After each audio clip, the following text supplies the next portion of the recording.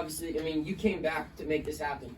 You came here to make this happen, to get Pitt back in the NCAA tournament. Is this a lot of pride today for your locker room? Yeah, I think everybody's super excited for sure. I mean, this was the mission we set out for when we first got here. So being here now is definitely a blessing for all of us. Is there a sense of relief in all of this as well? I mean, the anxiety before was pretty extreme, so I guess you could say that for sure. What was the reaction like among you guys when you actually saw your name pop up on that screen? We was excited. Like we just talked about, is all the work we didn't put in for this season. You know, reason we came here was to get back here. So to see that everything we put in is finally going our way, it's good. You guys have made it a point this year to stay focused on everything that you can control, but after the loss Wednesday, you had nothing left to control. How hard is it to block out all the outside noise when you're just waiting? It was tough. I mean, because, you had everybody calling, thinking, like, when y'all going to play, who y'all going to play, will y'all make the tournament? So it just was good to finally see our names get called, and now we got relief, just a little bit. Now it's time to get ready for our opponent.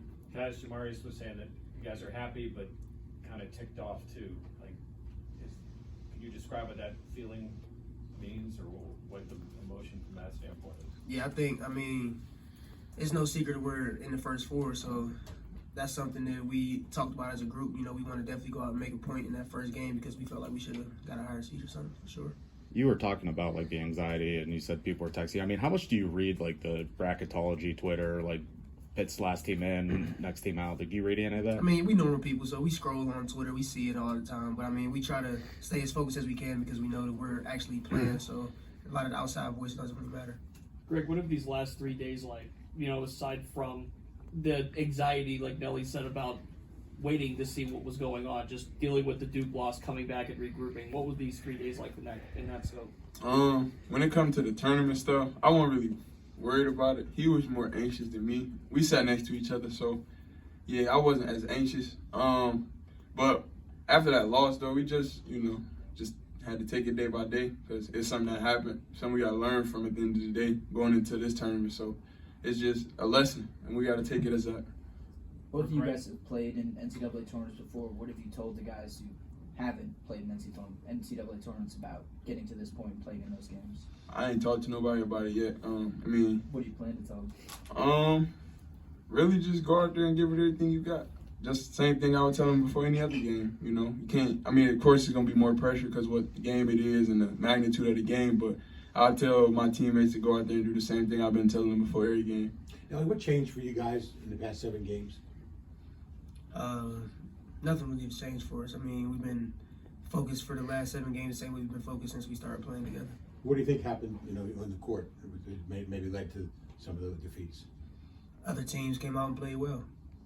Do you think you guys have an advantage knowing that it's so many people's last time playing in this tournament? And most of you guys have played in it but haven't even won a game in it. Do you think that hunger gives you guys an extra edge? Yeah, for sure.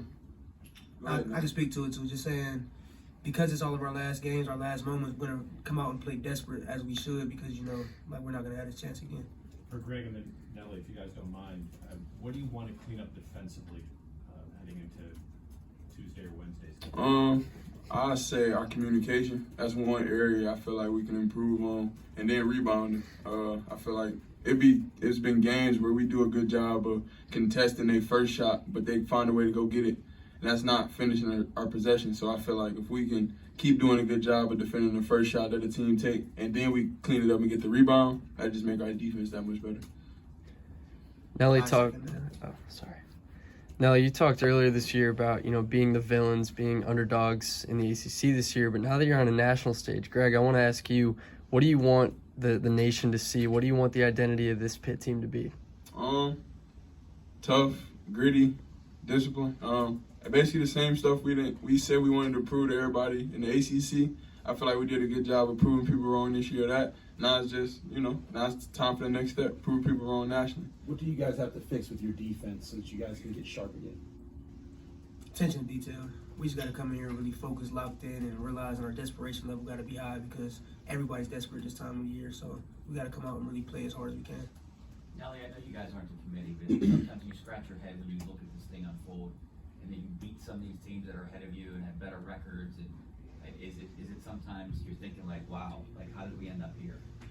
Yeah, I mean, throughout all the adversity we faced this year, all the different things, the highs, the lows, the good, the bad, and the ugly, I knew we would be in a similar position as this towards the end of our year. So we're just really thankful to be here. But like JB and Greg's alluded to, we're very hungry and we're really excited for what's next. Not a lot of time to prepare for an opponent you've never seen, you probably don't know much about. You know, Greg, I'll start with you. What's that challenge going to be like in preparing for a team like that, and how much are you looking forward to that process? I'm super excited. Like I've talked to y'all before, like I love watching college basketball. So I'm not gonna say I know the team, but I know somewhat a little bit about Mississippi State. So it won't be a huge surprise for me. And then we gonna go watch it. You know, like me and Nelly getting ready to go watch it after this for sure. So I mean, we're gonna have a little bit of insight on whatever our coaches getting ready to bring to us. So Nelly, what do you know about Mississippi State, if anything, right now? I don't know much, but like Greg just said, as soon as we leave here, we're gonna go figure that out for sure. What do you know about Mississippi State? You mentioned it. yeah, I know that their leading scorer is big. I don't know how to pronounce his first name, but Smith.